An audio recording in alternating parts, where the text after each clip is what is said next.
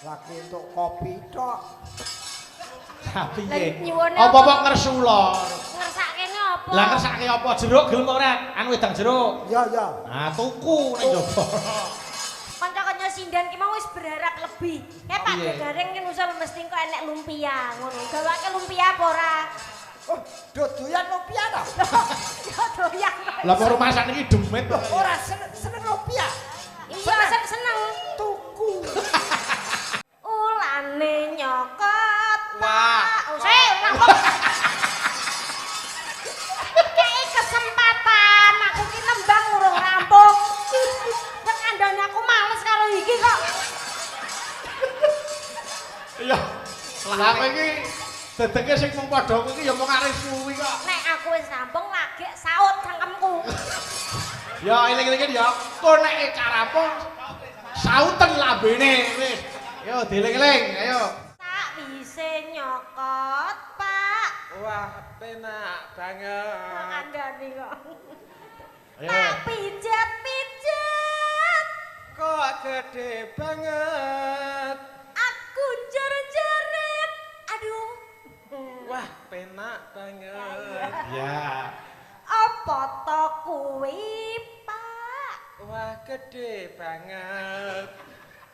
Pendek bengi, Pak. Wah, kok penak banget. Ya, tasik.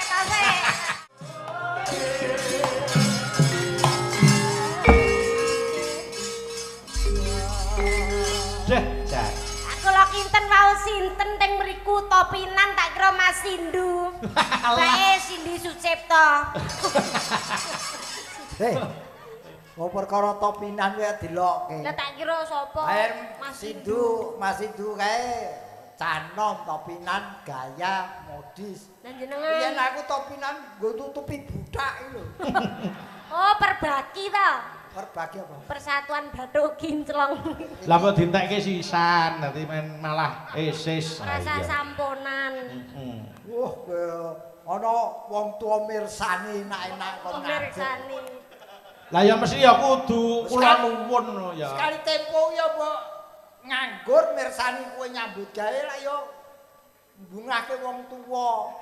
Lho nek niki kan ora perkara nyambut gawe iki perkara alam-alaman panjenengan sing anu mbaroso kene aku ya kula nuwun wong wis dianggep punden. Heeh. Panjenengan kok Dadi wong sing dikurmati. Hati-hati lho iki kuthaku lho.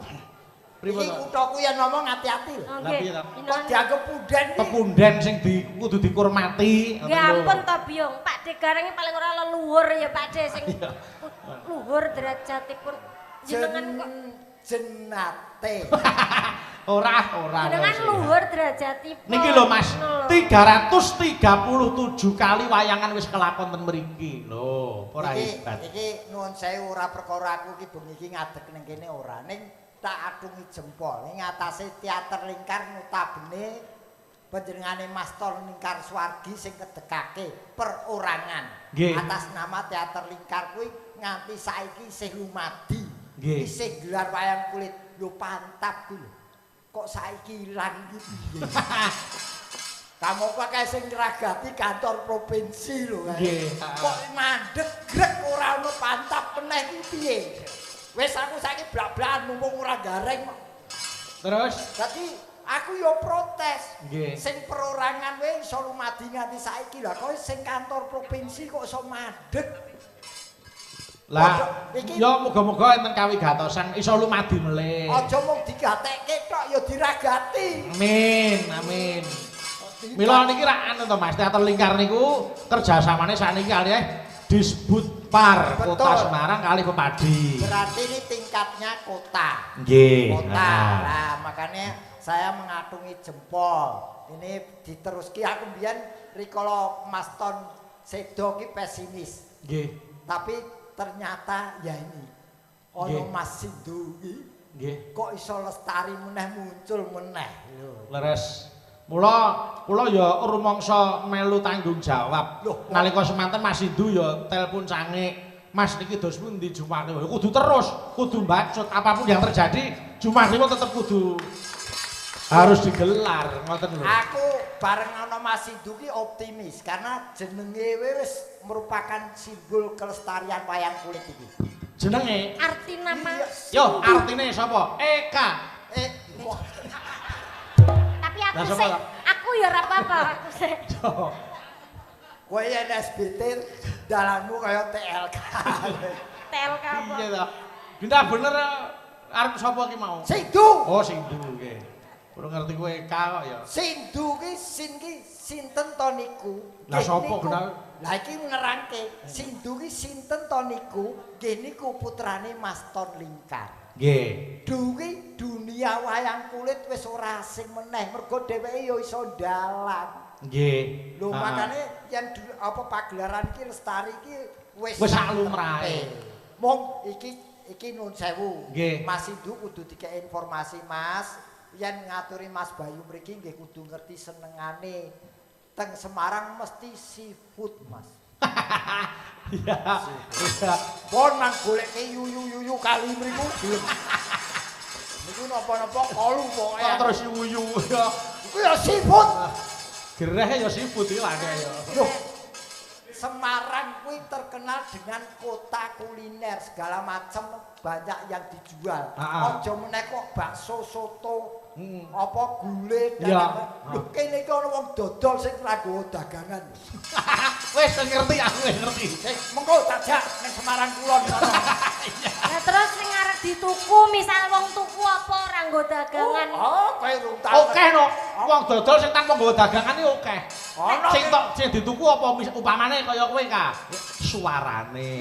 Oh, ya ta. Dadi ora nggawa. Tuh. Tapi kan secara fisik Tuh. aku membawa. dudu swara kok kowe ora tau nyuwara meneng kok.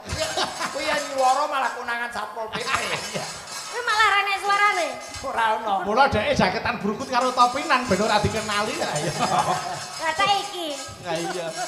Mula ayo. Mas Sindu. Apa neh? Sin wis sinawang datan boseni. Waduh. Du. Apa? Du du du du. I love you Mas Walah. Sindu. Sindu iki sinar dunia. Wis iki nah. Ku buku. Lah iya, bukune ra iso dienggo sinau wong sak jagat. Iya tapi kuwi Sidu du Sindu. Oh, ya ben ya. Wong sinar kok sindu. Niki nek nawala niki. Ya karepe. Lho kok sik ta aja ngono. Nyuwun kitir sumilir. Oh saking Mas Dimas, saking apa iki? Tampo Mas. Nggih. Heeh, yo kitir sumilir sik aku nyuwun Mbak Dini. Ayo kene. Monggo ayo Din, rene Din. Engko nek suarane apik kok karo Mas Gareng tak jajan ning seafood anyar iki lho, seafood anyar iki lho. Ngendi? Ah, Semarang kene ngono. Wah, nek seafood gede banget kene. Ayo kene. Ana dagangane ra? Enek, yakin enek niku. Ayo kene Din, ayo Din kene. Monggo kene. Alhamdulillah iki ya. Wis lulus S1 saiki dadi guru SMA. Wah. Alhamdulillah. Wah, lah iki. Piye, Mas? Lah iki ora seafood wae aku gelem. Loh. Ayo, nek kok kowe ya gelem apa ora Pak De? Mboten. Ora aku. Mboten, iya. Aku ya ora gelem. Masa? Aku tuwek kaya ngene ndek bojo kaya ngene nyekake umur. Lah kok saged? Ah piye tak tinggal nyambut gawe wayangan ini ning omah dodosi tangga. Ya ora to ya. Ora, tenan. Yo, diaturke sik. Kitir sumilir. Monggo, yo diaturke. Monggo, yo cah diracekke. Monggo, yo. Aku ngrungokke. Nggih, nang mireng kene kono ora apa-apa wis. Wis ning kono wae, wis sak ubah. Nggih. Wah, aku sok dienggo monumen ka. Aku iso nggo contoh monumen. Kayak bodyguard ngene bodyguard model. Sok bakale ngono kuwi terus dicor. Kayak ngarep patung Esi Pendhawa ngono kae ya. Soale kan rong enek de patunge. Iya. Bayu ki pirang-pirang dina iki ngajak patung kuwi apa? Ora. Tegese Eh, digawe. aku ora masalah. Ora. Aku mau diapi Bayu. Nggih. Waktu-waktu iki diapi Bayu aku ora gelem. Lha pripun? Kok iso? Kosong iki, ora urung iku perjalanan jauh Banyuwangi. Angkat tangan aku yang Yo Banyuwangi. dadi delok jauhe tapi dinikmati setiap perjalanannya. Oh. Karena proses yang panjang akan menghambuakan hasil yang Banyuwangi kene iki adoh dinikmati perjalanan iki sing omahe Banyuwangi kae. Heeh. Sing omahe Semarang kene yo ketip. Iki Ora gor kuwi tok, ora gor ketip iki salok saperangan wis enek sing sangu diapet barang. Pokoke komplit wis alat PPO wis dadet. Manut antangin P3 kan. Yo diaturke sik Kitir Sumilir. Monggo. Iya toh, diraceki. Monggo yo.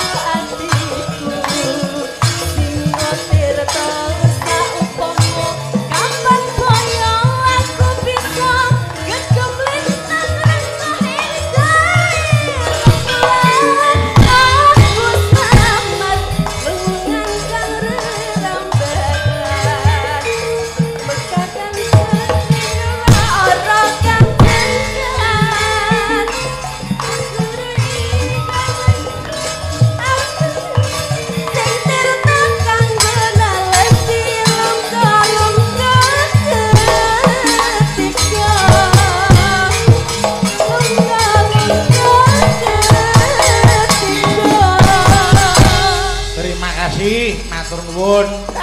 Nggih. Ternyata bareng aku ora dadan gareng iki kok merbawani. Grogi. Karo aku iki grogi dheweke. Pokoke sekokean pikiran wis ngono kuwi. Lah iya. Grogi soalnya dini iki ning omah duwe mekar Mas Gareng, ayo. Aku nyuwun entek-entek Mas, mang bawani Mas. Ayo. Entek-entek ngicipi suarane Mas Gareng. Heeh. Ayo. Mumpung nek Semarang kok ya nggih. Aji mumpung. Ayo no. Maka Lagi untuk kopi tok. tapi Lah, nggih. nyuwune Apa-apa ngersula. Ngersakene apa? Lah ngersake apa jeruk gelem ora? Anu wedang jeruk. Ya ya. Ah tuku nek njaba. Tuku. Tuku aku njaluk Pak Sukir wis kek yo. Iya. Maka entek-entek dibawa dhisik. Sepiro Jun? Jun sapa? Junaidi. Iki jenenge Ahmad Aris Saputra.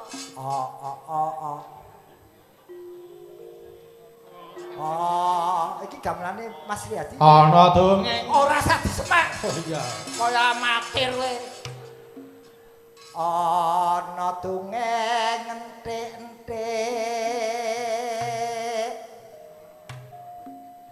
Sita munggul paten nono.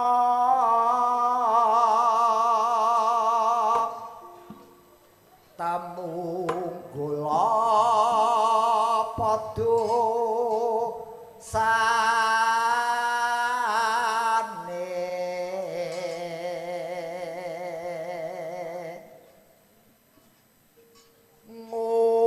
ngungkuli sesama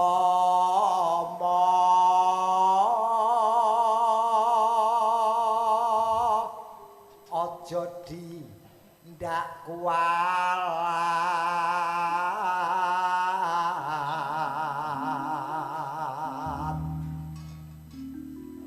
Lah iya Oh, cengkok anu. manut gendere iki lho. Cengkok kenes, kenes. Iya benar kandamu.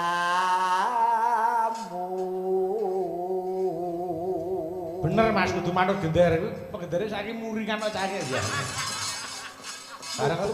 Bareng ora etok udut karo Badar sini iki kudu nesu ae. Ngerokok le ora apa-apa res ora apa udut to wis ta. Ora itu udut karo dari sini lho. Nek ya. Lali sumbar ketiwa.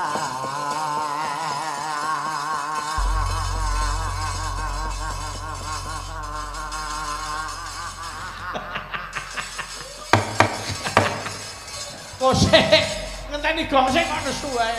Kok jenengan sing wis mutusi? Nang kene iki sabatan lho mbok siksa aku. Lho tak kira ki mau cengkoke panjenengan vibrasine dawa lho. Vibrasi apa wong ora didodok-dodoke lho. Lah wong kene iki ngenteni seleh, wong kene iki nggon budaya ya Kowe mbok senajan. ngajeni aku iki gantine bapakmu lho. Oh alah nggih nggih. Nggih Pak, nggih Pak. Paling ora panjenengan anu karo Mas Bayu ki kaya apa Cirana mono cara kaya ngono kaya apa Pak? Loh, aku ki gantine Pak Anom. Oh, gitu. Cara kembar. Oh, gantine bapak kuwi. Mula aku njaluk apa-apa kudu dituruti kaya Pak Edin kaya ngono. Ayo jajake apa? Ayo. Ayo aku njaluk jajake kudu turuti, ayo. Kowe njaluk jajan apa? Ya sok apa neng njaluk apa sak penjaluk ana seafood, ana lumpia, wis pokoke aku njaluk apa-apa kudu dituruti kok. Wis omong. Lah terus Omong. wis mau ngomong tok kuwi. Lah wong aku duit ora gablek kok. Ku mangsane kaya bejet lho ya. Kaya gapura. Kanca-kanca sindan ki mau wis berharap lebih. Kayak Pak Gagareng kan usul mesti kok enek lumpia ngono. Gawake lumpia apa ora? Oh, dodoyan lumpia ta? Ya doyan. Lah apa rumasan iki demit kok. Ora seneng lumpia. Iya seneng. Tuku. Ya padha kene kok.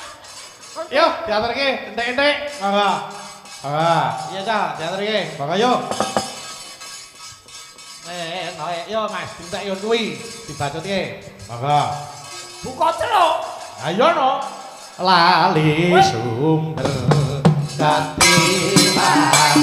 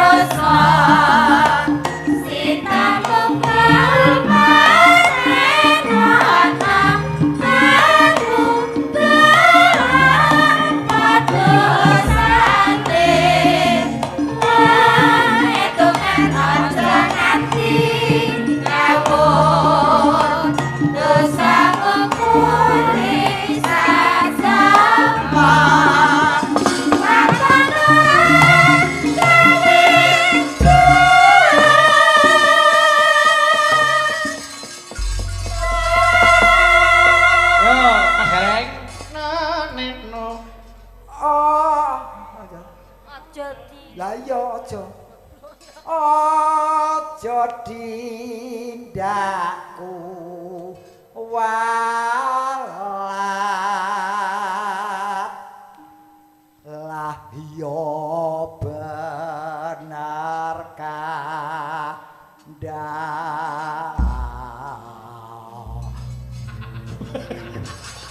Woi, Gong. Wis lho. Wong kowe njaluk gong tinggal ngemplok sego. Mau masuk angin. Lali sumbar katiwa.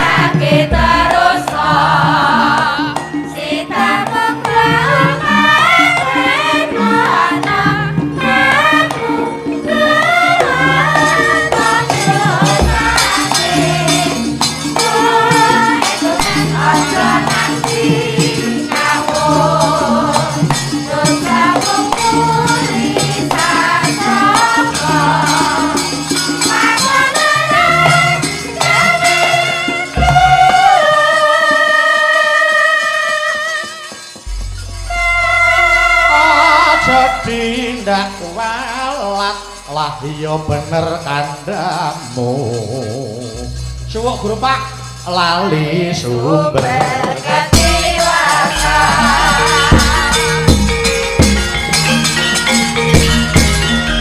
Alhamdulillah Mas Gareng pripun tanggapan panjenengan perkawis karya-karya beliau Kinarto Sabdo? Luar biasa, ini sing diarani kae yen gading mati meninggal apa gajah mati meninggalkan gading, macan mati meninggalkan belak, manusia mati meninggalkan karya. Iki ora mau meninggalkan karya lho Mas. Nggih. Iso golek duit sing ditinggali, iso menghibur karo sing ditinggali. Leres. Mula kae beliau itu Kinarto Sabdo ke ya sing natah aku dadi gareng ya kae. Oh, ngoten nggih. Aku pancen turun gareng ning sing dadekke gareng Ngesti Pendowo ya beliau almarhum itu. Sesuk sampean tak tatah Mas, tak anyarke Mas. Mumpung wis gawa tatah aku. Iya. Kuwi jane ngerti tembung Jawa apa ora to? Piye ta? Ditatah ki sing dadekke aku gareng. Oh. Gareng sing dadi nggih. Yen perkara materi gojekan aku apa warisan bapak. Nggih. Ning sing benak-benake ambak-ambak iki ya iki tak critani. Nggih, pripun? Gareng sak Indonesia kuwi sing tau dikendangi Kinarto Sabdo ya mung iki to. Oh, ngoten nggih. Oh, ora ono iki lho gareng-gareng apa sing lembut-lembut kae. Nggih. Sing bocah-bocah cilik-cilik kae durung tau yen iki sing tau dikendangi Kinarto Sabdo. Niku merupakan suatu kebanggaan. Terus dienggo pamecut. Aku tau cerita, dadi Ngesti Pendowo ki ana adegan setrat sing babangan dicutke Punakawan joget kabeh. Nggih. Joget siji-siji. Lah teko giliranku ki kembang aku wis entek ki kendange ora gelem mandeg. Dadi ora delokke aku ngendangi terus. Aku muter ki. Nggih. Wis muter joget meneh. Ping pindho ora bar, ping telu ora bar. Oh ayo ngetrek napas aku. Kowe bareng tekan ping 4 wis le kesel Pak De mlebu. Wah bar main Mas ya. Jaman semono dikeki 10.000. Nggih. Mendem. Wah. Loh, wong jujur ngono kuwi, wong jujur ngono kuwi. Bingek kok. Wong kuwi riwayat kok ya. Berarti bayaran pertama 10.000. Oh, 10.000 yen congjang wis 3 botol ya. Iya. Congjang ngombe congjang iki radius 5 meter we mampu. Mula aja kaget Kak, awake dhewe jagoan Mas karo Mas Gareng sosok ora sambung ya ta. Nggih. Sosok Mas Gareng ngomong dhewe, niku aja kaget. Kuwi biyen ngono. Sing Sudah ngono mengonsumsi sing ngono ki dudu aku. Tapi ya. Burimu lho. ning saiki aku wis sadar Oh, bahwa, nggih. bahwa hidup itu harus berpegangan 7T. 7T. Apa? Tinggalmu dhuwur iki. Oh nggih, heeh nganti dhuwur habis Blok be.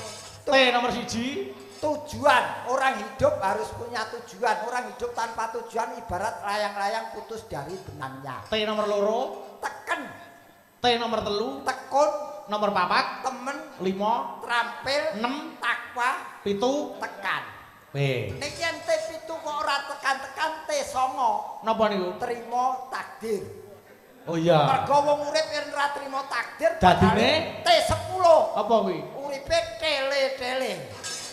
Dadi wong iki aja meksake. Aja meksake, aja ngongso nut karo takdire. Sing penting budidaya ning ora dipeksake. Nah, ning aku ndek pendemu meneh, Mas. Napa? Orang hidup seneng, kaya, bahagia itu bukan takdir, Nggih. tapi itu nasib. Kalau yang namanya takdir, lahir, mati itu takdir. Ora urip sik berarti.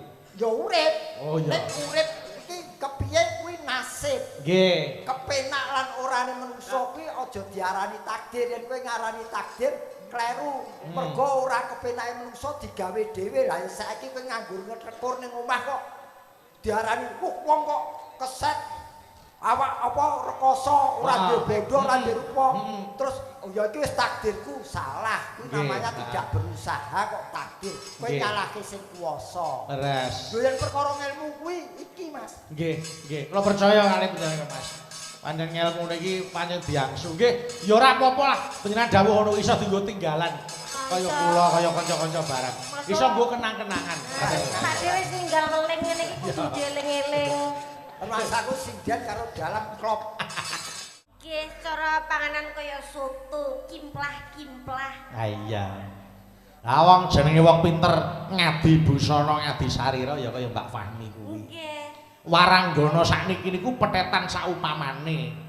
Mula nggone ngadi busana gawe kebayak sing make up ya kudu sing apik. Beda kaya jaman nalika kula nderek bapak tahun 87 gitu. Wonten betanipun 6, heeh.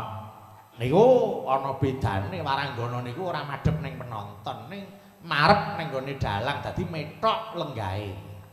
Terus saya maju tahun 90-an enten pantap niku panitia tetap pembukaane enten Simpang 5. Oh. Semarang mriki Kang Gareng. Nggih no, Simpang 5 apa Proliman Solo. Keluar dadi yo enek. Oh nggih, Simpang 5 Semarang lakone Setyaki. Lho. Kula jaman semono ya tahun 89-90-an, kula isih udakara umur 6 tahunan. Kula biyen dibagi perang gagal antarane Patih Prabowo karo Raden Setyaki. Monggo sanding kula niku senior kula, Ki Mulyanto Mangkudarsana. Oh. Ning ajeng sing dikaya apa tidak ada senioritas gitu. Pak Mulyanto rikala semanten ya ora ngluputke aku ning kula didandani pamrih cekelane wayang karben napa niku rada bener gitu nyolahke wayang ya ben ngerti wandane wayang iku nalika napa niku pantap panitia tetap wonten Simpang 5 Bapak Insinyur Sujadi niku ibu-ibu waranggana lenggahe marep ning penonton ning wayange ngungkuri sing mirsani dadi VIP-ne ning mburi kelir ngaten mirsani bayangane ibu-ibu madhepe ya rono madhepe wong tamune ning kono kok ngono Kang Gareng heeh terus lah niku nglebetke langgam-langgam kayata caping gunung lan liya-liyane mlebu tenggen kerawitan ngoten jalarane Bapak Insinyur Sujadi riyen niku nek ora kleru ngersake Bu Waljinah penyanyi keroncong kersane iso gabung karo para pesinden mula syarate gandeng Bu Waljinah riyen niku penyanyi keroncong mula langgam-langgam niku dilebokke tenggen gamelan sing kepareng nulis notasine Pak D Muryono sing lagi gerah nika. Ngastor rebab. Nggih ta Pak Demur sing ngastor rebab ning Abdi niku sing nulis pertama kali Caping Gunung dilebokke ten gamelan. Ngoten. Bapak niku riyen bagiane jejer limbukan kalih gara-gara gandengane Pak Sopian saking Ngayogyakarta. Lho, terus ana penarine Mas Didik Nini Tawa niku penari jumeneng pertama kali ning nggon Pekeliran sing ngendang Om Bawa. Kendangan Jaipong gendinge Walang Kekek sing ngendang Om Bawa. Om Bawa niku adike Suwargi Pak Debono.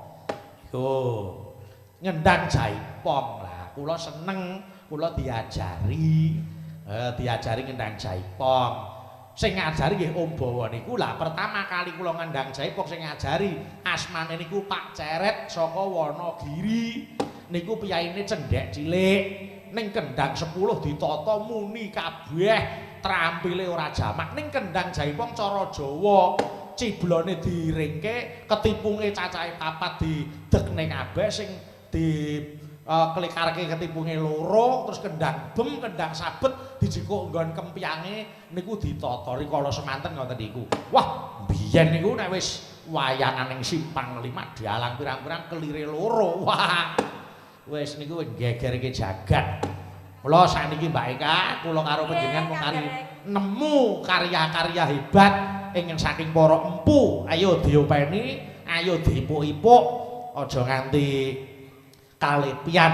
Dereng perkara teknis-teknis nggon dunia pakeliran. Lho, tahun 87 niku Pak Harjunadi udakara kula umur 3 tahun nganti 4 tahun.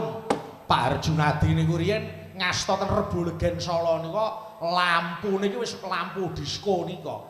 Lampune ora mung loro, ora mung telu. Ning lampune 12. Lho, 12. Lampu abang taman plenton loro bunder gedhi-gedhi nika dicentelke ten nggen tembok anu daleme kemlayan nika. Abange loro, ijone loro, birune loro. Terus kiwa tengen mriku simpingan ana lampu tembak kuning ngeten iki cacahe 4. Oh.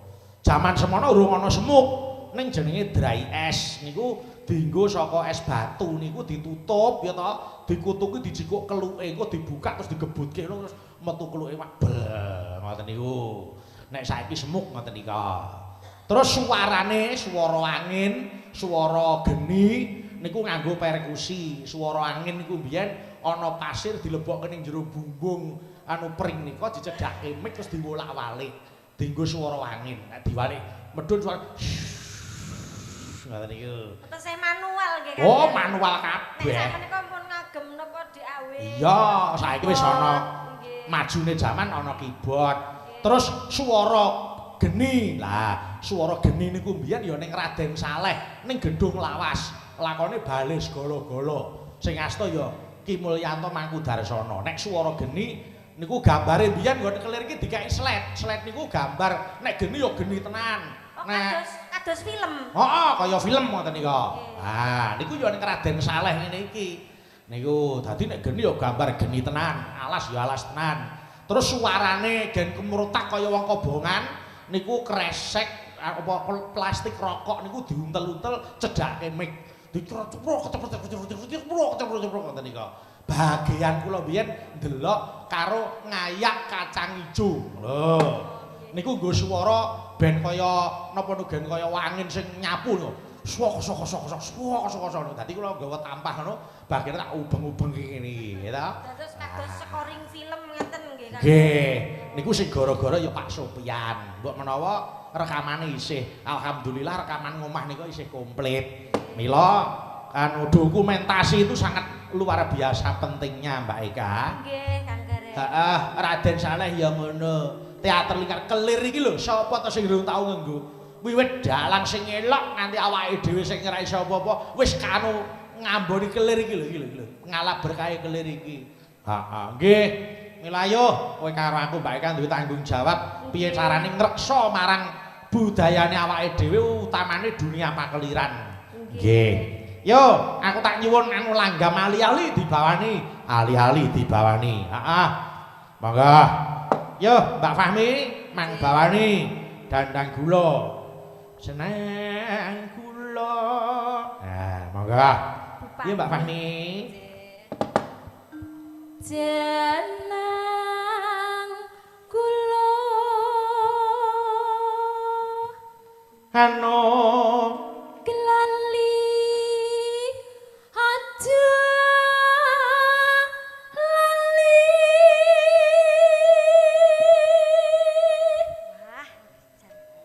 Tak kirimke sopire bis. Pak Yuli, Pak Yuli. Ben leren sesuk arep mlaku adoh. Kula nggih kelingan. Sesuk Fahmi dadi kernet ya mi sandingen. Apa Kak? Kelingan apa? Riyen kula lak nggih belajar wonten mriki. Heeh. Duwe perjalanan kisah yo sing marai yo Bu Pahmi. Piye? Biyen leh nyekel mik urung patek wani. Heeh, piye Cahayu? Kula percaya oleh Bu Pahmi nek menawi nyekel mik niku cekelane apik saiki. Wow, Fahmi nek nyekel mic wis pengalaman Fahmi. Kendel menika minangka Bu Pahmi kalian ibu-ibu Kandak ngono, kandak. Nggih. Rodok maju. Fahmi iki mic model apa wis ketau kabeh. Nggih, wong anu sejarahipun history track recordipun Bu Pahmi menika pripun to, Kang Gareng? Ah, kuwi biyen rak penyanyi dangdut Mbak Fahmi kuwi. Lho, penyanyi dangdut. Penyanyi- Boten langsung majegrek Ora sinden. kok nyinden kuwi orkes Melayu. Tenan kuwi wong kuwi SMKI angkatanku kok. Lho lajeng Nggih. busananipun Wow, biyen durung ngono kuwi urung kebayang nganggo kanu sandangan sarwa metetet kae. aduh, Sarwa kurang kae. Ya tapi dhisik awakku sik cilik, Nduk. Nek saiki iya. nganggo metetet lak ya piye? Heeh. Biyen yo. Saiki yo bodong model ya. biyen nganggo menek rejeng barang ora. Iya, menek rejing wis mulih ning uwit. Rokku Ketrek ijik kok iso. Yo, lanjutke.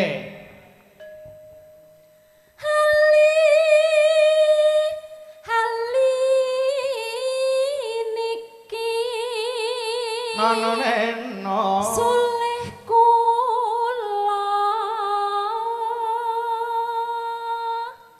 Aja dianggep aja dianggep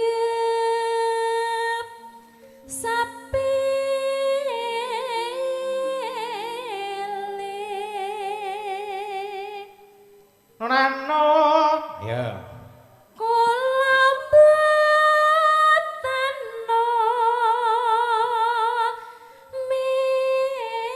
melu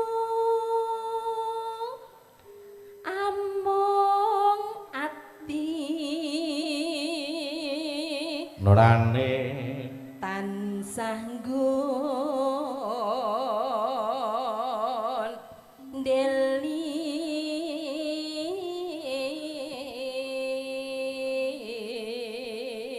Saking Mas Ilham Surabaya menika nderek live streaming saking Surabaya. Matur nuwun. Mas Wardoyo Jumantono. Nggih. Duh, niki kula monitor kalih ngelempit godhong. Oh nggih. Wah, jah menika. Pak Wardo Jumantono. Nggih ugi nderek kinten salam nggih Kang Gareng. Nggih. Agem Pak Widodo, Mbak Tuk wonten ing Bojonegoro. Oh nggih, Pak Martono Bojonegoro nggih monitor. Pak Pur Cepu, Pak Nggih. Pi ugi. Nggih, niki tak kirimi kabeh. Kanca-kanca SBA Semarang, Pak Tri, Mas Punjung, Mbak Meno Lenggah, Mas Hodo. Nggih, Mas Narno. Nggih. Dalu menika ibu-ibu sinden renes wah jan. Lah ngapa ta? Oh, wonten saking SBA menika wis pop mie, aqua, roti. Wedhedededan. Pak Tri barang nggih maringi Nggih, Pop. matur sembah nuwun. Pun kei pop wis trima kok. Ha iya. Ora, lanjut.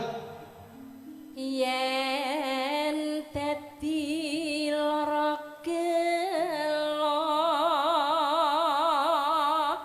sedih rinten Naeno. dalu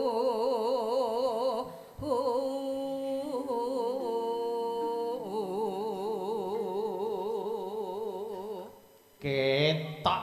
Ya. ketoken kewala Eno. nganti hanti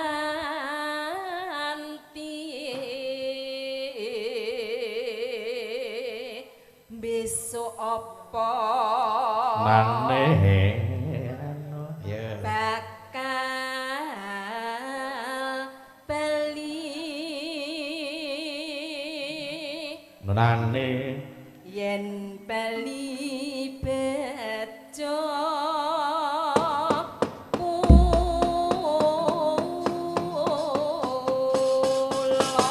Ya, agame sisan. Ngagem ali-aliku. Ora kok malah surah motore. Ya, Mbak. Malah.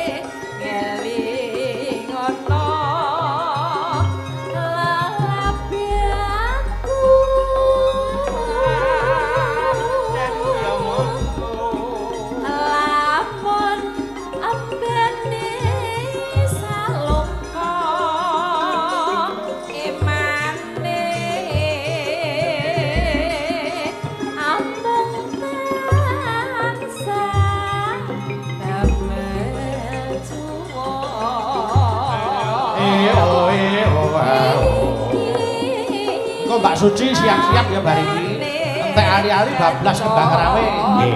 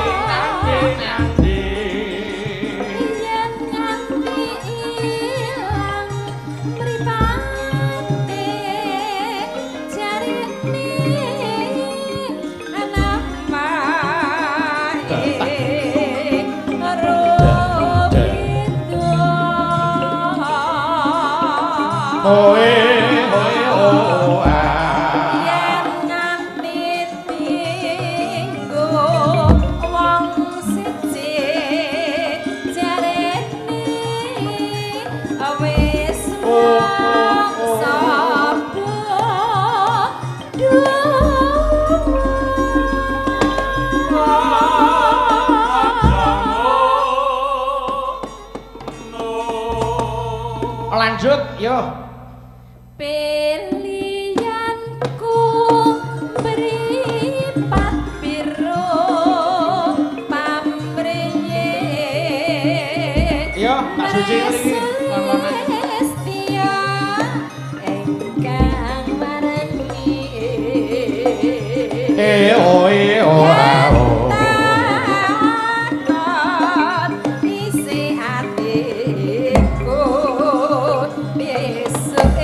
Pantarawe, Cok. Monggo.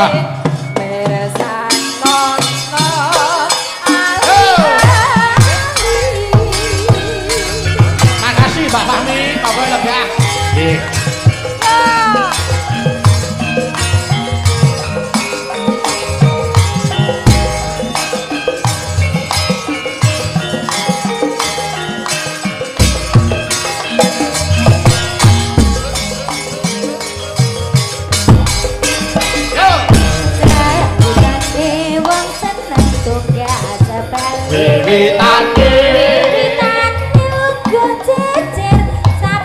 Saya suwe sampai cecer nyekel tangan Ayo mama jujur ngomong mas aku tresno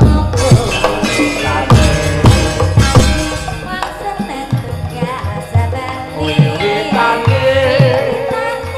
aku cecer sampai saya suwe sampai cecer nyekel tangan Ayo mama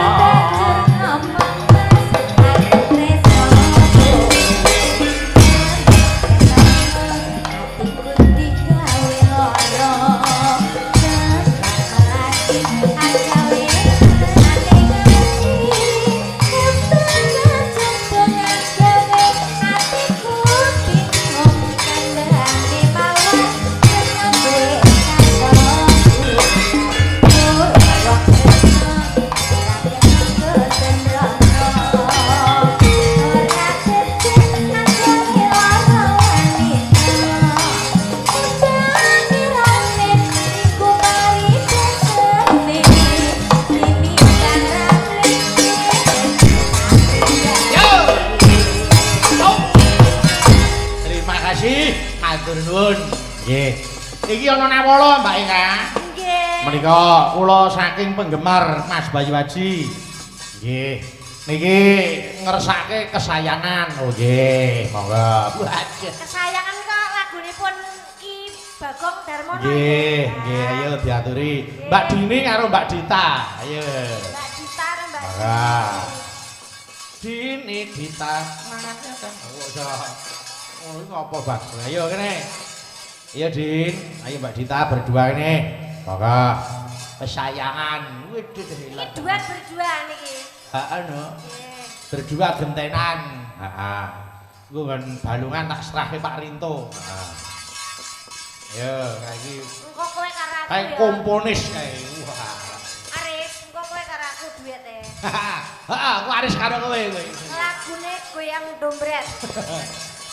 Dek iki nek kowe duet iki jare arep mati jadi. Operasi pripun? Mas lu nek duet tak pejah tenan kok. Oh, suarane apik kok ya. Yo, diaturke yo coba kesayangan. Wong lagi sak jumlek ya lagi nggarap iki kok. Nggih. Monggo yo coba diaturke. Monggo.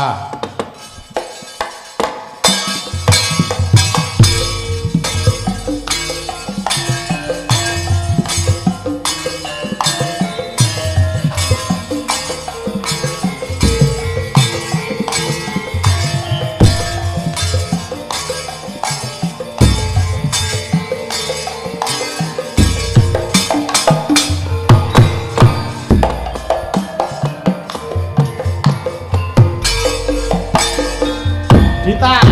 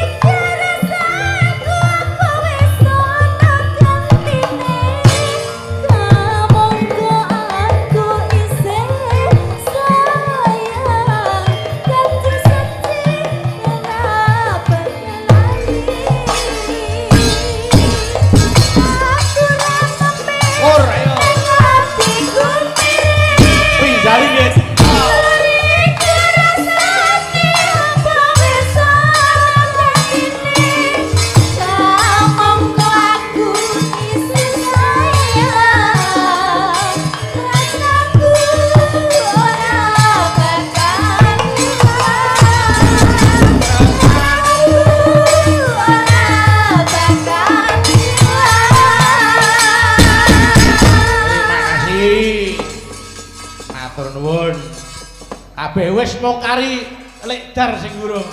Nggih, wah. Aku arep nyuwun Mbak Dar sini mimpi semalam. Ayo. Jumeneng napa mboten? Ora usah men lenggah wae. Oh, enggak mawon. Heeh. Yo, mimpi semalam ala Ibu kita Dar sini. Monggo. Ayo, Jon, di anu racekke mimpi semalam. Monggo. Ayo.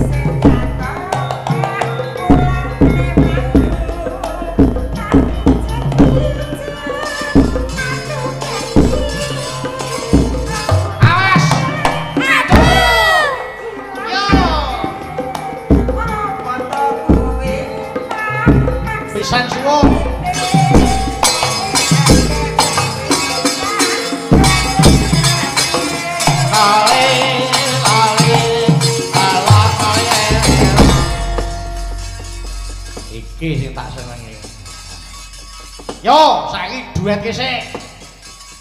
Mbak Darsini karo sing ngegong Pak Angun. Ya. Sing lanang wangsulane mung penak banget karo gede banget. Oke, ayo. Maka. Yo Lek Dar, mulai jiro lu. Ya. Aku dek bengi, Pak. Kok gede banget. Ketemu ula, Pak. Kok gede banget. Ulane nyakot apa? Wah, penak banget. Sawise nyakot apa? Wah, penak banget. Ya. Tak pijet-pijet. Kok gede banget. Aku jerit-jerit. Aduh. Wah, penak banget. Ya. Apa to kuwi? Apa? Kok gede banget. Impendek bengi, Pak. Aduh, penak Oke. Sing apa loro? Ayu karo kentut. Ayo, karo nada.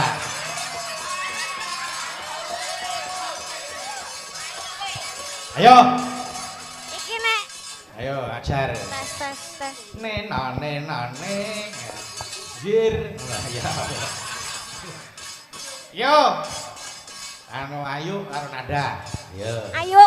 Sing lanang iki men ketok kendele. Ayo ulane gede apa cilik? Heh. Ulane gede apa cilik? Apane? Ula. Oh, ayo. Ngono kok didelok sik kaya apa suarane. Ayo. Ya yuk, kaya apa suarane? Jiro lu, ya. Aku dek bengi, Mas. Kok penak banget. Ketemu Turu nek kos. Mas. Kok gede banget. Ulane nyakot, Mas. Kok penak banget. Sakwise nyokot, Mas. Kok gede banget. Tak pijet-pijet. Kok gede banget. Aku Jelang arep mati ya. Kok penak banget. Apa to kuwi, Mas? Kok penak banget. Kok penak terus to? Yo. Lah niku mboten gadahan kok. Oh iya. Ah, pancen bocah ngono sik surah gede blas. Ndak kreatif kok kuwi. Iya. Yo, penak no. Impendek bengi, Mas. Kok langsung gede. Oh alah. Oke, yang ini. Apa maune cilik to ndak kok langsung gede? Yo, saiki Mbak Suci. Suci iki duete aja keliya kejaba Wiwit. Wes, ayo. Suci karo Wiwit. Ayo Wit, golek mic Wit. Ayo bagian son ge nyoba, ayo. Wes pokoke kuwi. Ku nek ndi kowe duete kudu loro kuwi. Wah, ayo. Nek ditae wiknya. Kak. Kowe iku siap ya, Kak ya? Kali sinten? Oh, sik tak goleke duet. Aku karo Mas Indu. Alah. Nyapa to? Pisan lho pisan karo Mas Indu ya. Boleh karo Mas Indu. Ora, aku ora lilo aku mesake sindu aku. Mau aku kene mbok pilih liyane aku mau. Aku milih Mas Indu. Mas Indu, menawi ngersakaken ingon-ingon enten iki. Aja ngecilikan kayak garang ingon iki gede. Yo, Wit. Ayo, yo Mbak Suci, monggo. Jiro lu ya. Aku ndek bengi, Pak. Kok penak banget. Ketemu ula, Mas. Kok gede banget. Ulane nyokot. Kok penak banget. Sawise nyokot. Kok penak banget. Tak pijet. Kok gede banget. Aku jerit-jerit. Aduh. Kok penak banget. Apa tak kuwi? Kok gede banget. Im pendek bengi. kok penak banget. Mas Wiwit ya. Atur nuwun. Aja ados lho bareng iki. Yo, Eka saiki. Kalih sinten? Karo sing geder, karo Aris. Ayo, Kak Imek sing geder. Masa Oh, sing ngono kuwi adep-adepan wis. Kuwi sawangan ning Kak. Iya. aku males karo iki. Kok iso males arep bocah iki lemak-lemek ning semangate luar biasa cah kuwi. Oh, kok semangane. Ayo karo Aris. Apa enek rombongan nok manut konoan lho. Ya aja nesu ta, ya. Ya udah, ayo Kak, ya. Aku dek bengi, Pak. Kok gede banget. Lehmu nyawangi kon ndi sakmene gedhi. Lah kok sak tumo kok gedhi ya. Kayak ayo, Bang. Wong pemanasan urung kok bar-bar. Baleni Kak, baleni. Aku ndek bengi, Pak. Kok gede banget. Ketemu ula, Pak. Kok gede banget. Terus ulane nyokot, Wah, Pak. Kei kesempatan aku ki nembang urung rampung. Nek kandhane aku males karo iki kok. Iya. Lah kowe iki dedenge sing mung padha kuwi ya mung arep suwi kok. Nek aku wis rampung lagi saut cangkemku. Ya eling-elingen ya. Kok nek karampung sauten lambene wis. Yo dieling-eling, ayo. Sawet tatapne gamelan. Meneng-meneng kejem ya. Ten ono we. Oh, disindana disatuk tatapke gamelan kok ya. Ten ono sok dilimpir rombongan tinggal we. Ayo, tutuke. Sakwise nyokot gini ya. Ayo. Tak pijet. Oh, kowe iki yo kisruh ya. Ayo sayo ngarep, aja diselingi, ayo. Anu. Aku ndek bengi. Ris, Pak. ayo. Kok gede banget. Ketemu ula, Pak. Kok gede banget. Ulane nyokot, Pak. Kok penak banget. Apa iya? Kowe nek jagongan ning nggih ngono lho wedangan. Ayo, nek anu, ayo. Sakwise nyokot, Pak. Wah, penak banget. Kandhane kok. Ayo. Tak pijet-pijet. Kok gede banget. Aku jerit-jerit. Aduh. Wah, penak banget. Ya. Apa to kuwi, Pak? Wah, gede banget. Pendek bengi, Pak. Wah, kok penak banget. Ya, tasik. Oh no. Ya, kudu sabar ya Ris wong jenenge ngladeni sinden spesial istimewa ya kudu ngono. Nek ninting aku susu sing apik. Ora kaya nintingi sinden budak. Nek sing sinden anu basane dini nek ninting cethu ae. Ning nong ae. Nek sing sindene kae bumbunge sing ditutuk. Rek. Nintingi sinden rondo, ya. Ayo, kowe Kak saiki, monggo. Ayo. Mbak Eka, malik Sindro. Monggo. Cewek gaul diaturke, Mbak Eka. Monggo, ayo cewek gaul ning buka bonang sik. Monggo, ayo. Monggo Mas Heri. Monggo Mas Heri. Yo.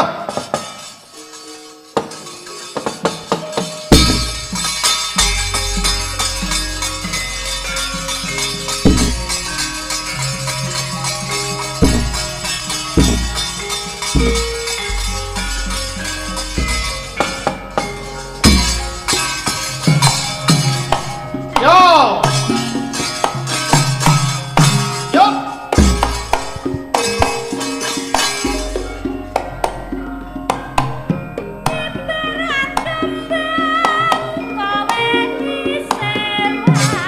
Ibarat tembu. Ibarat tembu kowe pancen lagi.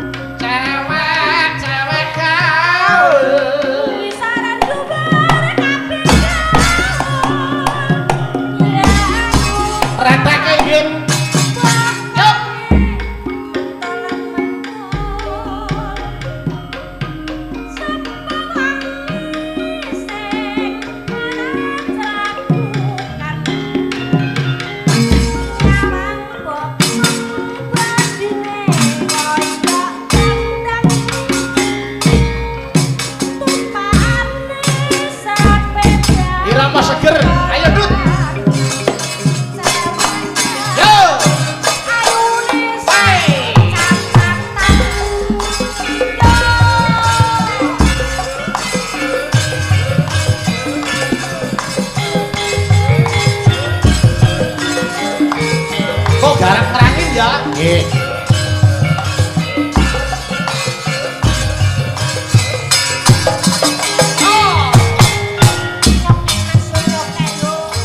Siter gampang gender yo.